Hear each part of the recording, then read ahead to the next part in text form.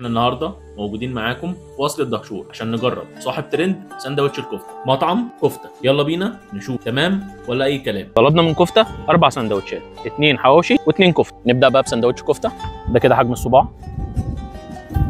يلا نقول بسم الله.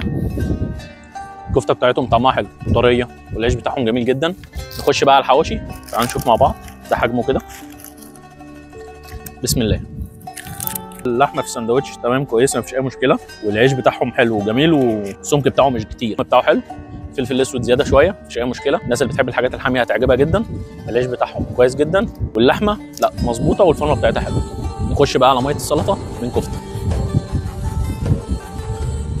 طعمها حلو جدا، التوابل بتاعتها مظبوطه وحاميه سيكه كده زياده عن مفيش اي مشكله تمام. وبما ان في مقاطعه قلنا لازم نجرب الشيبسي بتاع كفته. الشيبسي طعمه حلو زي اي شيبسي بتجيبه من الكشك اللي جنب البيت. وكمان جربنا من عندهم الراي، يلا نشوف بيقول ايه. هو طعمه حلو بس الليمون فيه طاغي عن التوت شويه، بس اوفر اول لا حلو تمام جميل. وبس كده، ده كان ريفيو النهارده. ما تنساش تعمل لايك ومتابعه وتقول لنا عايزين نجرب ايه المره الجايه.